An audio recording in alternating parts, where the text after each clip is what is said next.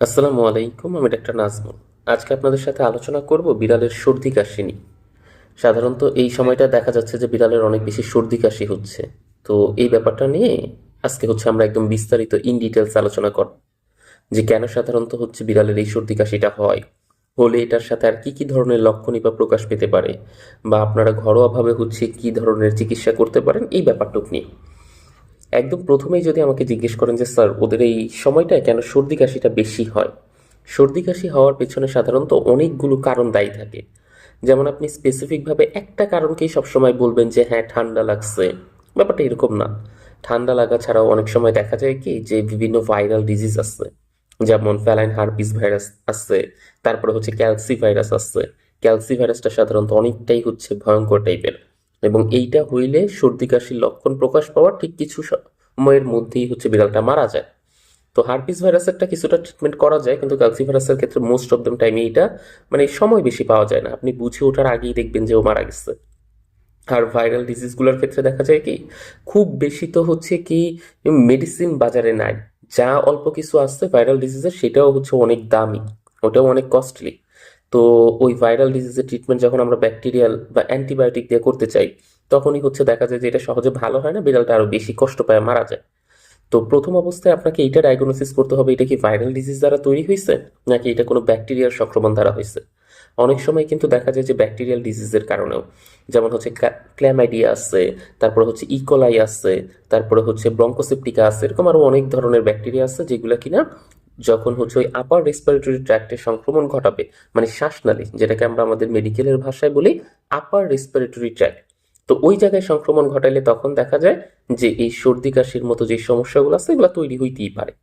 এছাড়াও আবার দেখা যায় যে কিছু কিছু বিড়াল আছে যারা এখন একটু অ্যালার্জির প্রতি সেন্সিটিভ। এখন এই অ্যালার্জির সমস্যাটা অনেক কারণে হইতে পারে, সেটা ধুলাবালির জন্য হইতে পারে, তারপরে কোনো কেমিক্যালের ঘ্রাণ যদি ওদের বডিতে যায়, পারফিউমের এগুলা যদি যায়, তখন দেখা যায় যে ওই যে নাকের ভিতরের যে নেজাল পার্টটা আছে ওই জায়গায় একটা ইরিটেশনের মতো দেয়, এবং ইরিটেশনের মতো দেওয়ার কারণে ওই জায়গা থেকে সর্দি বা পানির মতো ঝরতে থাকে। তো এই কারণেও অনেক সময় দেখা যায় যে আপনারা মনে করেন যে এটা ঠান্ডার জনিত সমস্যা হয়েছে, বাট এটা ঠান্ডা জনিত সমস্যা না, এটা আর কি অ্যালার্জির ওই কনসেপ্টটা থেকে তারপরে নাকে ইরিটেশন বা চুলকানির মতো একটা প্রদান করতেছে, ওই জায়গা থেকে তখন পানিটা বের হচ্ছে। এছাড়াও আবার অনেক ছোট বাচ্চা বিড়ালের ক্ষেত্রে দেখা যায় যেগুলা কিনা প্রাইমারি স্টেজে জন্ম নেওয়ার পরপরই মায়ের বুকের দুধটা খাইতে পারে না। তো ওদের বডিতে ইমিউনিটিটা সাধারণত অত ভালো ডেভেলপ করে না, একটু দুর্বল অবস্থায় থাকে। তো ওই যাদের বডিতে ইমিউনিটি অত ভালো হয় না, এই ধরনের বিড়ালগুলাকে আমরা প্রায় সবসময় দেখি কি যে 12 মাসই এরা ঠান্ডার সমস্যাটায় ভোগে। আমার এরকম একটা পেশেন্টই আছে এবং ও সবসময় আমার কাছেই দেখায়। তো ওর ক্ষেত্রে দেখা যায় যে এই ঠান্ডার সমস্যাটা যখন একবার তৈরি হয়, আমার সাইকোলজিটা এরকম হয়েই গেছে যে ওকে এখন পাওয়ারফুল অ্যান্টিবায়োটিক ব্যবহার করতে হবে। আমরা ওকে প্রাইমারি যে মেডিসিনগুলো আছে সেগুলো দিলেও ও সাধারণত ভালো হবে না, এবং লং একটা টাইমও কষ্ট পাবে। তো ও যখন আমার কাছে প্রথমেই আসে, এসে ওনার আমাকে মনে করে দেয়, স্যার জানেন তো যে ওর ঠান্ডার সমস্যা সহজে ভালো হয় না। তখনই আমরা ভেট এরা এই ধরনের কেসগুলোতে, যেগুলোতে খুব সহজে ঠান্ডা ভালো হয় না, এই ধরনের কেসগুলোতে সাধারণত ব্রড স্পেকট্রাম অ্যান্টিবায়োটিক ব্যবহার করি, মানে যেটা একটু বেশি পাওয়ারফুল, এবং ওইটা দিলে দেখা যায় যে খুব বেশি দিন সময় আর ওকে কষ্ট পাইতে হয় না। আর এই ধরনের কেসগুলো যদি আপনি আমাকে না বলেন যে স্যার ও তো ঠান্ডার সমস্যাটা খুব সহজে ভালো হয় না, ধরেন যে এরকম কথা না বললেন, তখন দেখা যাবে যে আমি প্রাইমারিলি অ্যান্টিবায়োটিকে যাচ্ছি না, ছোট্ট অল্প কিছু মেডিসিনে থাকতেছি যে দেখি আগে এটাতে ভালো হয় কিনা, তারপর একটা লো পাওয়ার অ্যান্টিবায়োটিকে যাচ্ছি, তারপর একটা ব্রড সেন্সের অ্যান্টিবায়োটিকে যাচ্ছি, মানে আস্তে আস্তে ধাপ বাই ধাপ ট্রিটমেন্টটা করা হয়। একসাথে সরাসরি একদম পাওয়ারফুল অ্যান্টিবায়োটিকে কখনো মুভ করা হয় না। এখন আপনারা যখন দেখবেন যে ঠান্ডার সমস্যাটার তো অনেকগুলো কারণই বলে দিলাম, এটার সাথে একদম স্পেসিফিক ঠান্ডার সমস্যা হলে আর কি কি ধরনের লক্ষণ এখানে প্রকাশ পাবে, আপনি দেখবেন কি এই সাথে ও বারবার হাঁচি দিতেছে, এবং হাঁচিটা খুব ফ্রিকুয়েন্টলি বারবারই দিচ্ছে, একটু পরপরই। এবং তারপরে নাক দিয়ে প্রথম অবস্থায় দেখবেন কি হালকা একটা তরল পানির মতো ঝরতেছে, কিন্তু যতই সময় অতিবাহিত হচ্ছে এই পানিটা আরো বেশি ঘন এবং গাঢ় হয়ে যাচ্ছে, এবং যেটাকে কিনা আমরা আমাদের মেডিকেলের ভাষায় মিউকাস বলি। এবং এই মিউকাসটা আস্তে আস্তে নাক দিয়ে পড়তে থাকবে। অনেক সময় তো দেখা যায় যে আপনি যদি প্রথম দিকে ট্রিটমেন্ট করান নাই, বা প্রথম দিকে শুধুমাত্র এই হিস্টাল সিরাপটাই খাওয়াইছেন, আমার কাছে এরকম অনেক পেশেন্ট আসে যে স্যার এরকম তো ঠান্ডার সমস্যা দেখলাম, কিছু কিছু পেশেন্টের ক্ষেত্রে দেখি ওরা সরাসরি সেফ 3 অ্যান্টিবায়োটিকে চলে যায়, আর কিছু কিছু পেশেন্টের ক্ষেত্রে দেখি যে তারা হিস্টাল বা অ্যালাট্রল এই দুইটা দিয়ে শুরু করে। তো এই দুইটা কেসের একটা কেসও হচ্ছে সহজে ভালো হয় না, এবং দুইটাতে যেহেতু আপনি প্রপার আদার্স যে মেডিসিনগুলো লাগবে সেগুলো সবগুলাকে কম্বাইন্ড ফর্মে ব্যবহার করা নাই, স্পেসিফিক শুধু ওই কোনো ক্ষেত্রে একটা। হিস্টালের কনসেপ্টটা তো এখন এমনভাবে ডেভেলপ করে গেছে যেটা আর ভালোই হইতে চায় না, দ্যাট মিনস রেজিস্ট্যান্স টাইপের। তো এই ধরনের কনসেপ্টগুলোতে দেখা যায় যে প্রপার ফুল কম্বাইন্ড ট্রিটমেন্টের ডোজটা আপনি ব্যবহার না করলে আপনার এই ঠান্ডার সমস্যাটা ভালো হবে না। এবং প্রাইমারিলি যেমন সেফ 3 ক্ষেত্রে কনসেপ্টটা আমি সবচেয়ে বেশি যেটা ফেস করি, খাওয়াইছে প্রথম 2-3 দিন হচ্ছে, আস্তে আস্তে কমে গেছে, কমে যাওয়ার পর সেফ 3টি একটু বন্ধ করছে, শেষ আবার যেই সেই, এবং পরবর্তীবার যখন সেফ 3 খাওয়াচ্ছে এবার আর ঠান্ডা কমার কোনো নাম নাই। কনসেপ্টটাই এইটা, আপনি তো না বুঝে খাওয়াইছেন। আমাদেরকে একটা যখন মেডিকেলে আমাদেরকে পড়ানো হইতো তখন একটা টপিক পড়ানো হইতো অ্যান্টিবায়োটিক রেজিস্ট্যান্স, যেটা হচ্ছে আপনি যদি একদম প্রথম থেকে অ্যান্টিবায়োটিকের প্রপার ডোজে এবং যতদিন খাওয়াইতে হবে ততদিন না খাওয়ান, এবং সাথে এটার সাথে আদার্স যে সাপোর্টিভ মেডিসিনগুলো দরকার সেগুলো যদি কম্বাইন্ড ফর্মে প্রথম থেকেই ব্যবহার না করেন তাহলে আর এটা পরবর্তীতে কাজ করবে না। এই কনসেপ্টটা হচ্ছে এইখানের। তো যেটা বলতেছিলাম যে আপনি এটার সাথে কাশি দেখবেন, তারপরে দেখবেন অনেক সময় চোখ একদম লাল হয়ে গেছে, চোখের যে চারপাশটা আছে সেই জায়গাগুলো, সাথে জ্বর থাকতে পারে।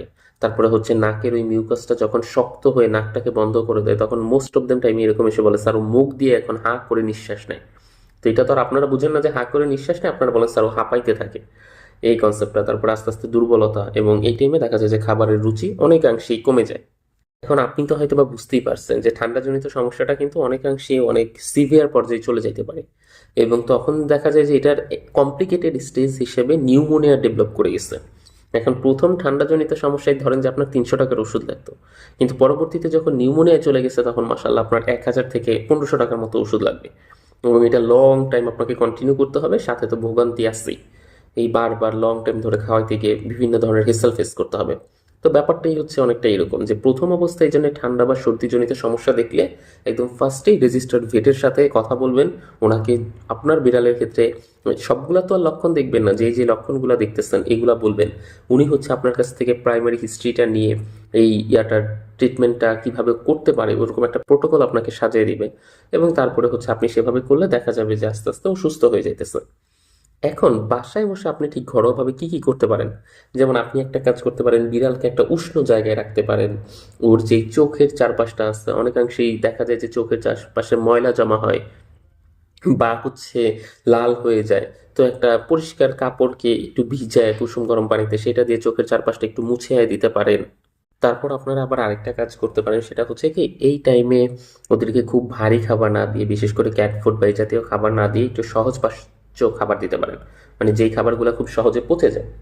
যেমন ধরেন যে চিকেন স্টক দিতে পারেন, ফিশ স্টক দিতে পারেন, এই ধরনের একটু লিকুইড টাইপের খাবার।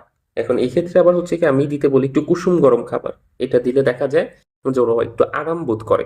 ওদের ওই যে শ্বাসনালীর ওই জায়গাটা দিয়ে যখন যায় এই কুসুম গরম খাবারটা, তখন খুব বেশি গরম খাবার এই ক্ষেত্রে দেওয়ার প্রয়োজন নাই, হালকা একদম খুব সামান্য কুসুম গরম খাবার দিলেই দ্যাটস ওকে ওদের জন্য। আর আপনারা অনেক সময় আরেকটা কাজ করতে পারেন, সেটা হচ্ছে কি একটু ভাপ দিতে পারেন। একটু ভাপ দিলে দেখা যায় যে নাকের ওইখানের যে জমাট বাঁধা ময়লাটা আছে সেটা একটু তরল বা লিকুইড ফর্মে হয়ে বের হয়ে যায়, তো ওদের ওই নিঃশ্বাস নিতে একটু সহজ হয়।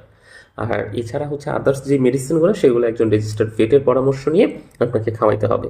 ওগুলো হচ্ছে কখনোই নিজে নিজে চেষ্টা করবেন না, ওই সেফ 3 অ্যান্টিবায়োটিক বা হিস্টাল এগুলো কখনো আলাদা আলাদা নিজেরা দিতে যাবেন না।